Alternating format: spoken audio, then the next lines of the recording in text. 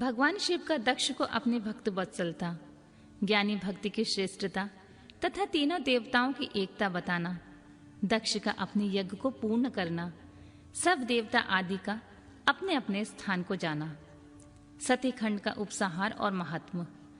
ब्रह्मा जी कहते हैं, नारद, इस प्रकार श्री विष्णु के, मेरे, देवताओं और ऋषियों के तथा अन्य लोगों की स्तुति करने पर महादेव जी बड़े प्रसन्न हुए।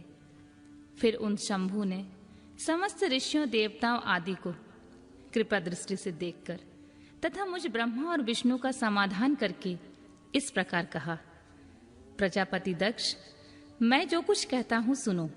मैं तुम पर बड़ा प्रसन्न हूं। यद्यपि मैं सबका ईश्वर और स्वतंत्र हूं, तो भी मैं सदा ही अपने भक्तों के अधीन रहता हूं। 4 प्रकार के पुण्यात्मा पुरुष मेरा भजन करते हैं। दक्ष प्रजापति, उन चारों भक्तों में पूर्व की अपेक्षा उत्तरोत्तर श्रेष्ठ है। उनमें पहला आर्त, दूसरा जिज्ञासु, तीसरा अर्थार्थी और चौथा ज्ञानी। पहले के 3 तो सामान्य श्रेणी के भक्त हैं, किंतु चौथे का अपना विशेष महत्व है। उन सब भक्तों में चौथा ज्ञानी ही मुझे अधिक प्रिय है। वह मेरा रूप ही माना गया है। उससे बढ़कर दूसरा कोई मुझे प्रिय नहीं है। यह मैं सत्य सत्य कहता हूँ। मैं आत्मज्ञ हूँ। वेद वेदांत के पारगामी विद्वान ज्ञान के द्वारा मुझे जान सकते हैं। जिनकी बुद्धि मंद है वे ही ज्ञान के बिना मुझे पाने का प्रयत्न करते हैं। कर्म के अधीन हुए मूढ़ मानव मुझे वेद, यज्ञ, दान और तपस्या द्वारा कभी भी नहीं पा सकते हैं। अतः दक्ष, आज से तुम बुद्धि के द्वारा मुझ परमेश्वर को जानकर ज्ञान का आश्रय ले समाहित चित्त से होकर कर्म करो। प्रजापति, तुम उत्तम बुद्धि के द्वारा मेरी दूसरी बात भी सुनो। मैं अपने सगुण स्वरूप के विषय में इस गोपनीय रहस्य को धर्म की दृष्टि से तुम्हारे सामने प्रकट करता हूँ। जगत का परम कारण रूप मैं ही ब्रह्मा और विष्णु हूँ। मैं सबका आत्मा, ईश्वर और साक्षी हूँ। स्वयं प्रकाश तथा निर्विशेष हूँ। मुने, अपनी त्रिगुणात्मिकता माया को स्वीकार करके ही मैं जगत के सृष्टि, पालन और संहार करता हुआ उन क्रियाओं के अनुरूप ब्रह्मा, विष्णु और रुद्र नाम धारण करता हूँ। उस अद्वितीय केवल मुझ पर ब्रह्मा परमात्मा में ही अज्ञानी पुरुष ब्रह्मा, ईश्वर तथा अन्य समस्त जीवों को भिन्न रूप से देखता है। जैसे मनुष्य अपने सिर और हाथ आदि अंगों में ये मुझसे भिन्न है, ऐसी परकीय बुद्धि कभी नहीं करता। उसी तरह मेरा भक्त प्राणी मात्र से मुझसे भिन्नता नहीं देखता। दक्ष, मैं ब्रह्मा और विष्णु तीनों स्वरूपतः एक ही हैं तथा हम ये संपूर्ण जीव रूप हैं। ऐसा समझकर जो हम तीनों देवताओं में भेद नहीं देखता है वही शांति प्राप्त करता है। जो नराधम हम तीनों देवताओं में भेद बुद्धि रखता है वह निश्चित ही जब तक चंद्रमा और तारे रहते हैं तब तक नरक में निवास करता है।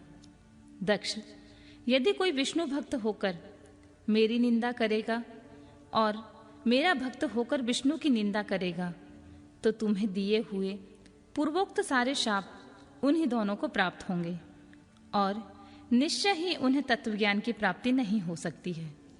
सब देवता, मुनि आदि को उस अवसर पर बड़ा हर्ष हुआ। कुटुंब सहित दक्ष बड़ी प्रसन्नता के साथ शिव भक्ति में तत्पर हो गया। वे देवता आदि भी शिव को ही सर्वेश्वर जानकर भगवान शिव के भजन में लग गए। जिसने जिस प्रकार परमात्मा शंभु की स्तुति की थी उसी प्रकार संतुष्ट चित्त हुए शंभु ने वर दिया। मुने, तदनंतर भगवान शिव की आज्ञा पाकर प्रसन्न चित्त हुए शिव भक्त दक्ष ने शिव के अनुग्रह से अपना यज्ञ पूरा किया। उन्होंने देवताओं को तो यज्ञ भाग दिए, शिव को पूर्ण भाग दिया, साथ ही ब्राह्मणों को दान भी दिया। इसी तरह उन्हें शंभु का अनुग्रह प्राप्त हुआ। इस प्रकार महादेव जी के उस महान कर्म का विधि पूर्वक वर्णन किया गया है। प्रजापति ने ऋत्विक के सहयोग से उस यज्ञ कर्म को विधिवत समाप्त किया। मुनीश्वर, इस प्रकार पर ब्रह्म स्वरूप शंकर के प्रसाद से वह दक्ष का यज्ञ पूरा हुआ। तदनंतर सब देवता और ऋषि संतुष्ट हो भगवान शिव के यश का वर्णन करते हुए अपने अपने स्थान को चले गए। दूसरे लोग भी उस समय वहां से सुखपूर्वक विदा हो गए। मैं और श्री विष्णु भी अत्यंत प्रसन्न हो भगवान शिव के सर्व मंगलदायक श्रेयस का निरंतर गान करते हुए अपने अपने स्थान को सानंद चले आए।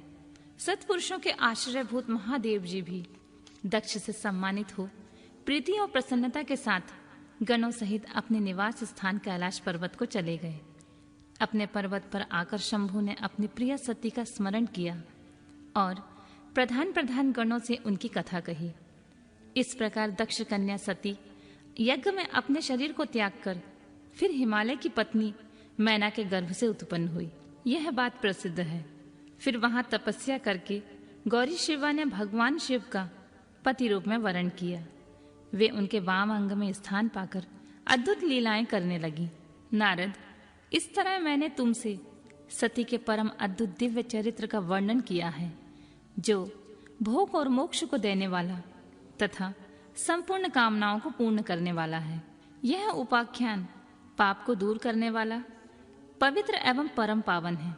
स्वर्ग, यश तथा आयु को देने वाला तथा पुत्र पौत्र रूप फल प्रदान करने वाला है। तात, जो भक्तिमान पुरुष भक्ति भाव से लोगों को यह कथा सुनाता है, वह इस लोक में संपूर्ण कर्मों का फल पाकर परलोक में परम गति को प्राप्त कर लेता है। रुद्र संहिता का सती खंड संपूर्ण।